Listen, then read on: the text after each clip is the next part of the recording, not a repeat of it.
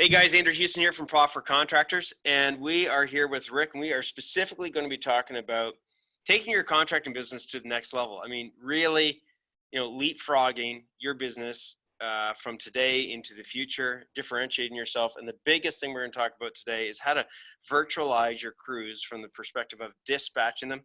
This is going to be a 3-part series, guys. We're going to talk about how to virtualize dispatching your crews. We're going to talk about how to virtualize, in the next session, recording here, how to virtualize your office, and then how to virtualize materials and be able to expand beyond your current location. So welcome everybody. Welcome Rick. How's it going, Hey, Andrew? man? Good. How are you doing? Doing great. So thanks a lot, Rick, for attending this call today. I know you've got your own contracting business that's running and rocking. I know you're one of our experts here on the sales and operations side, giving insights to our team. And these strategies that we're talking about over the next 3, podcasts are real. I mean, is it true? Like, tell us a little bit about yourself. Tell us a little bit about why we're talking about this stuff. Well, 100% is true, Andrew. I'm part of a company that my father started back in 1974 out of necessity. He didn't want to become a contractor, but he was downsized out during a recession. So we've been going since 1974, and we've tried to maximize revenue, be as efficient as possible. We have been those guys. You and I were talking about it earlier, sitting on a bucket outside the customer's home when we were smaller and thinking, holy cow, if I don't get another job lined up coming down the pipe, I'm going to not be able to make it. So out of necessity, we had to do certain things. And now with what's going on in the world, we've been forced to go virtual with a couple of things, and we stumbled completely unintentionally upon certain things that we can do that will cut costs and maximize revenue, and God forbid, all of a sudden we're far more efficient. So it's a win-win all the way around. Yeah, I think just on this one alone, we're going to break it down for everybody. Just on this opportunity by itself, you're expecting to save, over $100,000. I think we calculate like 180 grand in net profit. So we'll go through that. And I just want to ask you, Rick, like these strategies that we're going to be going through, these things that are going to take, months and months to implement, or these things that you were able to, implement quite quickly? A couple of them were immediate, and it was just a matter of efficiencies and the rules. There were immediate changes. The first one we did was just quick phone call and email to the guys. This is how you're doing it. This is how you start your day. The other thing was during the course of the day, this is what you need to do. And it made things far more efficient. And so like, let's just jump right into this. I mean, sure. You're already jumping into it, but let's just jump right into the specific area of dispatching your crews. Tell us a little bit about some of the challenges that you had in the past when it came to dispatching your crews. Well, everybody likes to start their day off at the home base, at the office, where all the other guys are. They come in, they gather, they talk, they talk about their day, they come inside, they sip on their coffee, and off they go. And that's a great idea if you want to develop a good, cozy culture, but it's certainly not efficient, because many of these guys clock in as soon as they pull up and park. And it's extremely inefficient. So you would have individuals driving north to come in and shoot the breeze and then clock in and then drive back down south again. And one of the things that it does, obviously, by you look at the cost involved of having somebody coming in, and it's massive, because it's lost time, it's unproductive time, it's unbillable time. It's whether you're working as a front of a quote or you're building time material, it's extremely unprofitable, extremely inefficient. And what it does as well is it stretches the guy's day out. So at the end of the day, if you're doing dispatching from home, you can knock an hour off of somebody's day. And so they're not complaining about working 10 hours a day. They're working a 9-hour day or an 8-hour day. So it just becomes far more efficient. Yeah, and here's the thing, before we get into this, guys, let's talk a little bit about the mindset of change. And I think we're gonna touch on this throughout this call. I think this is going to be something that on these podcasts we talk about. I mean, change is something that either people accept, they welcome, or they run away from. And I mean, how long had you been doing it, the typical way, right? Like, the way that I used to do it. I mean, I never did it virtually, but I mean, I used to have all the guys come into the shop. We sit down, have a coffee, guys be out, in the parking lot having a smoke, and it'd be like trying to herd cats, Hmm. get these guys to come in. And I'm Yeah. like, I can't build this to the client, right? Yeah. Sometimes by the time they get out of the shop, you know, it would be, an hour in. Oh yeah. And in all honesty, actually in more chaos than it was than they actually showed up. But tell us a little bit about, like, how long had you been doing it the old way? 45 years. 45 years. Okay. 45 years. What was it that, And it's not you that know, we hadn't tried to implement this, but we did try to and do the dispatch from home because we knew it was the right thing to do. But we're nice guys. Everybody wants to get along. Everybody wants to be happy. So doing it for 45 years, that's the way we'd always done it. And this is the problem. It's the way we'd always done it. And we got stuck in that hole. We knew what we were supposed to be doing, but we were forced into it. right, exactly. So, we're dealing with right now, for those of you that are listening in, this podcast, somebody's going to listen to this and it's going to be a year later, 2 months later, we're dealing with this coronavirus thing, which is challenging, very challenging times for everybody. So let's talk about, how did you, why was it the right time to do this? What made the change go like this? This is sort of like a have to instead of a want to. Yeah, well, And then I'd like to talk about, step by step. I want everybody in this call to get some insight step by step of how you went about doing it. well, the first step was because what we're into right now with the COVID-19, the virus, is the social distancing, and that meant that nobody could be within 6 feet of one another. So the easiest way to do that was to close the office, um, and then all of the guys were dispatched from home, which meant if they needed a helper, if they needed to meet up, they would meet up on the way to the job site. They would coordinate it that way, and that was implemented immediately. Got a ton of pushback on it. We're still getting pushback on it because they do like that, getting together and hanging out. We do have a picnic table outside at the back of the shop, and I threatened one day to burn the picnic table to the ground because I got tired of that seeing guys hanging around there. Right. And it was an immediate implementation. Still getting pushback on it because, like you just said, people do not like change. And we're working on it, trying to explain to them why we need to do this, and hopefully it's sinking in. But it was something that was really, really simple. It was just a directive: email, phone calls, text message, stay out of the shop. You got your calls. And the great thing is, whether you're doing it electronically, if you have an electronic dispatch board for your people, or you're just telling them this is where you're going to go, here's a list of things that you need to do, you can do it from home. They have their list of things to do, but you have to make sure that they understand where they're going, what they're doing, which means they have to double back and have a look at what the job is, to make sure that they don't just, because there are people who are going to be smart ass about this, they're just going to go straight to the job and say, well, you didn't tell me what to get. So you have to have a process behind there as well to make sure that this change is going to be a smooth change. And it's you're going to fight with them. They will, if they're used to coming to the shop and hanging out and having a smoke and all the other stuff that's going on, that's what they're going to be doing. But if you can make the change and make it as smooth as possible, they'll buy into it. You got to get the buy-in. It's interesting. Like, you're really trying to change culture, right?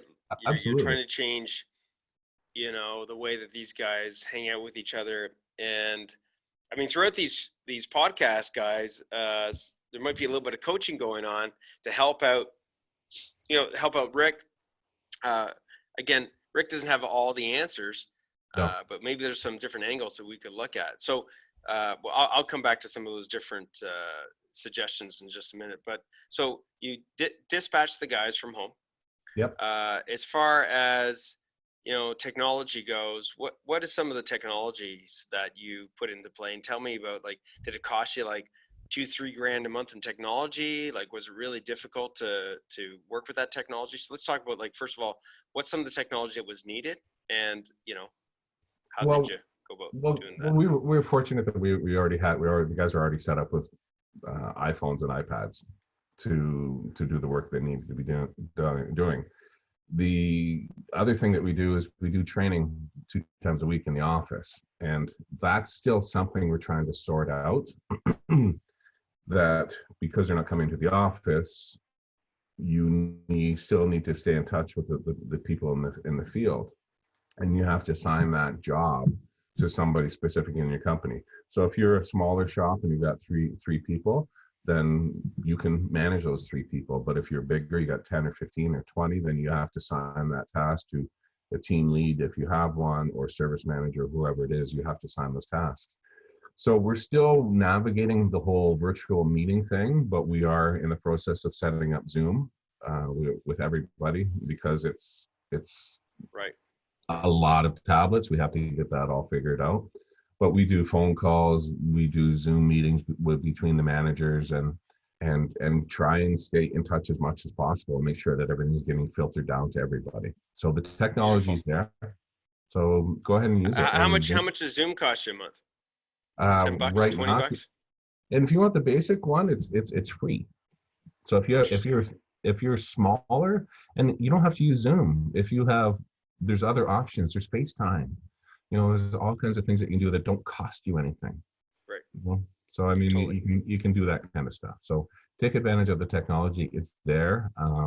It's sometimes it's a challenge, but look at it as a great alternative. Yeah, for sure. And when we talk about change, really the champion CEOs, the people that are really into being winners, in my opinion, are the people that are willing for change, right? Mhm. So, as an example, guys, we're using Zoom right now. If you're watching this via video, if it's just audio, well, obviously it's still being recorded through Zoom. The nice thing about this is that, Rick, when you're dispatching the guys on a Monday, Mhm. we'll talk about the structure of the meeting, how important that is, and I'm going to share with you guys how you guys can get similar agendas and structure for your dispatching of, again, we're focusing on the dispatching side of things. Is these calls can all be recorded. Mhm. So, the advantage of that really is, you could have say we're dispatching guys on the Monday, we call it the Monday morning meeting, and you can dispatch the guys, you can have Mhm. a call with them, and that recording can go out to them so that if they need to refer back to it, it's there, right? And from an accountability perspective, I think, when you have a recorded meeting and people know that it's being recorded, and especially if you go back to it, I mean, you tell me, Rick, like, how does that help with accountability? Well, there can't be any of this. Well, you never told me that. Well, so actually, we did have that discussion. If you want to go back, and having the accountability is massive. We do recording of phone calls from our dispatch center, so why not do recording of meetings that you're having with the people in the field? Exactly. So when we look at dispatching, now the guys, it's on a daily, routine now. We call that the daily team huddle. Everybody, Yep. we use a tool that you're familiar with, Rick, called the top 5 money making meetings. And when it comes to dispatching, when it comes to sending the guys out, first thing you want to do is you want to kick off every single week with success. And that Monday morning meeting is it's dispatching, but setting the criteria of what defines a win and a loss for the week, right? Yeah, absolutely, absolutely. I mean, you talk about the 5 most profitable things that you can do, and we're out in the field. We're a service company. We're out in the field looking to ethically maximize revenue on a Totally. call by call basis. And we need to be doing this. You need to be doing the same thing internally. What are the efficiencies that you can look at to maximize revenue by cutting cost? Exactly. But at the same token, communicating better. At the same token, Oh, increasing accountability. At the mhm. same token, um, giving people, and I want to talk about this, how this can significantly help you in your hiring process. Everybody, we're going to talk about that as well. Is is when we look at moving things forward, there's no excuse in using technology. So for some of you guys, if you're thinking, okay, well, is this going to cost me a lot of money to have these calls? No, man. I think you can do Zoom calls for free up to 30 minutes. There's lots of other software out there, but I'll just talk about Zoom for a second since we're using it. For $10 a month, guys, you can have an account. Everybody, you just use, one link, and everybody, gets in on that link. They can use their phones, and that's the other thing. Like, Rick, you're already paying for all this technology on your team's phones, right? Yeah, you might as well take advantage of it. And using the technology, having a Zoom meeting, if you're a manager, site super, owner, the fact that you don't have to physically drive out to that job to see what's going on, where you can say to your crew, hey, I want you to take a picture of something, zoom me in and show me how you frame that wall. Zoom me in and show me how you put the beam in. Zoom me in and show me those types of things. Show me how you install that pump system. So what you can do is you can maximize and leverage your knowledge out into the field. So if you say you've got somebody out there who's trying to fix something and they can't quite figure it out, they can't quite figure out how to wire up the humidifier to the furnace. Okay, well, zoom me in or do me a FaceTime and I'll walk you through it. So you're leveraging your skill by not going out into. Love that. Yeah, I love that. And because, let's face it, like, guys, I'm an industrial controls licensed electrician. Had my automation company, systemized it. We'll get into that different day. Sold it successfully, all the rest of that kind of stuff. But at the end of the day, being able to give your team the help that they need when they need it is huge. And instead of them having to wait for a response, instead of like spending an hour trying to describe something, I mean, you know it, Rick, right? What's the old saying? A picture's worth of what? 1,000 words. Yeah, I wonder what a video is worth. Yeah, I know. Right? And I think as managers and foremen or whatever you are, whatever your role in the company is, it's natural to fall into this, what are these guys doing out here? I know they're out there, messing around, they're goofing off and everything. And if you explain to your people that I'm not looking to do a big brother on you, I just want to make sure that everything's going okay. And you're bang on, how can I help you? And if they understand that it's a way to help them and it's not a way to monitor their activities, it's a win-win. Now, so Rick, just a couple little tips. It's interesting when you get a guy to call and say, hey, how do I hook up that thermostat? Yeah. The nice thing is you can set this up, guys, on Zoom. Again, I'm sure you can use many other platforms. But the nice thing about Zoom is for that cost, guys, it's like we've done a ton of research at Pro for Contractors. It's super reliable. Mm-hmm. So that's one thing. Number two, if somebody, is in a spot where, I don't have any coverage, Andrew, it's not going to work. No, you can give them actually a dial in. Now, obviously that, eliminates the virtual, but at least the audio is allowing you and potentially other people to be joined in on the same call, right? Yeah. Okay, whether that's you talking about a Monday morning meeting, kicking things off. The other aspect of this is, when we're looking at those situations where you've helped somebody or one of the other team members has helped somebody, that recording now becomes future training, right? Absolutely. Like you just kill two birds with one stone. Like, hey, wait a second, hooking up a thermostat question comes up once or twice a month. Perfect. Let's just hey, go back to this recording, and now we're building up a database of training while we're dispatching, while we're out there, right? Absolutely. So by doing the virtual training in the field, it can open up the doors to so many other things. You bang on, you can build a library, and that opens up the doors to all kinds of other things. But I love it. Okay, so let's people might be sitting there on the fence going, I don't know if I should do this or not. Maybe you're still on the fence. I'm not sure. But let's see if we can bring you on the other side of the fence. So Rick, let's talk a little bit about the cost savings. So people are like, what do you mean $180,000? Like, so, we'll just do the math, right? So, I think you said how much time was saved every day? I mean, this is a sandbagging as well. This isn't like the total guys. We're actually bringing these numbers down, but how much time was saved a day per person? So, okay, so I would say, like, I'm not super math inclined, so I was like working in multiples of 10. That's why I like the metric Well, system. no, I can help you with this because we've already talked about it, right? Okay, so if you look at it, you're looking at half an hour a day per guy. Yep. So half an hour a day, guys. I got the calculator right here. So half an hour a day times how many guys? Times 10. Okay, so 30 minutes. And by the way, you might be listening going, I don't have 10, I only got 3. It doesn't matter. The principle, everybody, is the same. Okay, so we got 30 minutes. And, right? and the revenue per hour, you can do what look at what your bill out rate is. If you're billing out at $150 an hour, so say cut that in half, that's $75. So 75. So this is you, right? So 75 bucks times 10 guys. Yeah. So $750 a day, everybody, times 5 5 days a week. That's 3,750. And then just sandbagging. Sandbagging again is always, you're gonna hear this over and over with me, is always being conservative, guys. I'm worried gonna even make it more conservative. So 3,750 times 48 weeks in the year. Why 48? You're like, what are you talking about, Andrew? Like, you're not that smart. I thought there was 52. Well, let's say 2 weeks of sick, 2 weeks of vacation. So 48, right? Times 48.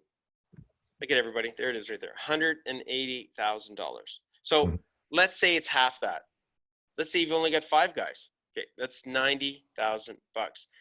Let's say it's half of that, right? Like, you know, it's $45,000. By the way, that's net profit. Is that true, Rick? How is that net? Explain to them how's this bottom line profit? Because you're eliminating all of the inefficiencies. It's right off the bottom. And I always looked at it. I know somebody's going to be saying $180,000. That's crap. Even if it's $5,000, if you saw a bag of money laying on the ground, I mean, wouldn't you pick it up? I mean, and that's all you have to do. So I mean, even if it's $5,000 and you're a small operator, what could you do with that $5,000? Could you go on a vacation? Could you put it back in the company? Could you use it for marketing? Could you use it for anything? You know, so even if it's $5,000, you're silly not to take advantage of that kind of stuff. Absolutely. And who says, guys, Rick's done it with all 10 guys. Who says you have to do it with all 10? Maybe you're going to pick one guy. Maybe it's going to be the service guy. Maybe it's going to be, out of say 3-year guys or 5-year guys, it's going to only be 2 guys. And maybe you're going to start with these 2 guys. I'm giving you some steps here, guys. You're going to start with the guys that are most receptive, right? The guys that are more open to this, right? So guys, there's massive cost savings in that. Before we start wrapping it up, here's the last couple of things. Hiring. I mean, everybody, millennials are there. You know, Rick, when you look at millennials, you know, and you're dealing with millennials, true? You still there? No, might be losing you. Oh, there he is. I don't know what happened there. That's okay. So I was just saying, like, as far as hiring goes, I mean, we're all having to deal with millennials. We're all having to deal with technology. Everybody's walking around with these phones, right? Yeah. So, you know, from a hiring perspective, how does this help you? Well, because they're already used to using technology. I mean, I'm like the grandpa. I'm literally a grandpa. But they're used to that technology. They're used to Snapchat. They're used to all that other stuff that's out there. So this is a no-brainer for them. You know, and they prefer actually meeting virtually. I love it. You know, they prefer it. It's easier for them. They're not adverse to using technology. Right, and I think one of the things, just to give you a little bit of, you know, insights on, I don't know if it's going to help or not, but maybe it wasn't positioned as well as it could have been. Okay, so when we try to kick off with, say, 10 guys at once, you know, you're gonna have that much more resistance because you got 10 people's no's or hesitations, right? So, you know, when we look at positioning this, number one, pick a person, one person, everybody. Pick one person that you know is going to buy into this or has a higher chance of buying into it. Why? You want to repeat success and you want to show to others that it can be successful. Secondly, in positioning this, think about this from the perspective of when you were a tradesperson, all those owners out there, like working for somebody else. I mean, you know, how much more time could I spend with my newborn son or my daughter? You know, instead of me having to drive freaking 45 minutes in traffic, especially if you're in the cities, everybody, like, how much time are you frustrated? Like, oh my God, I got to drive into the office. I'm northbound. Then then the job that I'm on is back to where I came from again. I mean, it doesn't make sense. So more time with the family, more flexibility for these people, right? When they go and leave the job site, I mean, if we're smart and we're able to allocate jobs that are closer to their home, they're able to get home in time, right? Sooner. A half an hour here, an hour there. Next thing you know, they're able to spend 4 or 5 plus hours, if not more, with their family, right? So positioning it, with that in mind of how this can benefit them. Other aspects of, when we look at, putting out ads and things of that nature, like, this is something, Rick, I'd highly advise that you can promote. You're going to attract millennials that want that kind of flexibility. Millennials want flexibility, right? Yeah, okay. absolutely. And they love that kind of stuff. And there's all kinds of roads you can take with, dispatching from home. I mean, you can look at maybe expanding the territory that you're covering. Dude, this is huge. I'm so glad you brought that up. So again, just 2 more minutes. We'll wrap this up, guys, because we've got the next part we're going to be talking about, which is like, how do you make your office virtual? Like, how do you almost get rid of your office to a certain degree, right? And that overhead. But I mean, think about this. Rick, expand on that. Like, what do you mean by that? You can expand geographically. I mean, here's a scenario, and I'm sure it's happened to everybody at some point in their life, where they have this rock star employee, and they say, I want to move 2 hours away, so I got to quit. So you can talk to the individual and say, look, why don't we work on still keeping you in the fold, but we'll expand the territory out to where you're living and you're essentially setting up another branch of your company with an employee. So it's something that can be toyed with. I don't have all the answers on it, but it's something that you can look at doing. So if you're doing everything virtually, so you're doing virtual dispatch, virtual training, dispatching from home, you can look at the logistics of setting up how they get materials and that other sort of stuff. Processing of payments, you can look at all the logistics. But the fact is, with the technology nowadays, there is no reason that you can't have somebody that never comes into the office. You never see them. I love it. I mean, guys, think about how powerful this could be. Like, so now you're able to expand your territory. You're able to attract people, that are willing and wanting to use technology. It's going to benefit them on their home front. Okay. Reduce their stress. It's going to give you the ability to reach out to so many more applicants, right? People out there, that because your territory is expanding, right? And it makes things a lot easier. So I guess, one of the other things, just to wrap this up, is back to culture. I think there's a balance, Rick, correct me if I'm wrong. There's dispatching the guys, and getting them out there, but there should be, in my opinion, I could be wrong. I want your thoughts on this. I agree. There should be a point in the week or at some point where we're allowing them to gather. Now this coronavirus is a bit of a interesting situation, sure. right? Yeah, absolutely. So I mean, let's, looking at this high level, you're looking out for the safety of your employees. I mean, geez, we didn't even mention that in detail.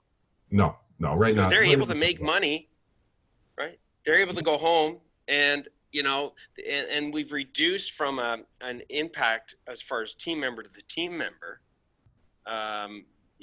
this risk, right? But how would you look at the culture of getting them to still have some of that camaraderie? Well, once we get through what we're getting through now, then yeah, I mean, if you want to get together once a week or once a month and meet the team for breakfast, meet them for lunch, get together in a social setting, have meetings face to face. If you would like to do that once a month, there's nothing wrong with that. And yeah, you still need the personal touch. You can't isolate somebody and expect them to still be a part of the culture. You have to create the culture. So yeah, you have to bring them in from wherever they are, if they're 2 hours away, an hour away, whatever, and get together. I still strongly believe that you have to have that social interaction to make sure that your culture is strong. Beautiful. Okay, man. So any last tips to everybody listening in as far as change or being open to this idea? I've always been the advocate, if roll it out there, give it a shot, see what happens. If it doesn't work, adjust and refocus and go at it again. You're going to get a ton of pushback because people do not like change, particularly guys. And just give it a shot. Yeah, and again, back on that pushback, high recommendation is reduce the pushback by engaging with one person at a time, testing it out.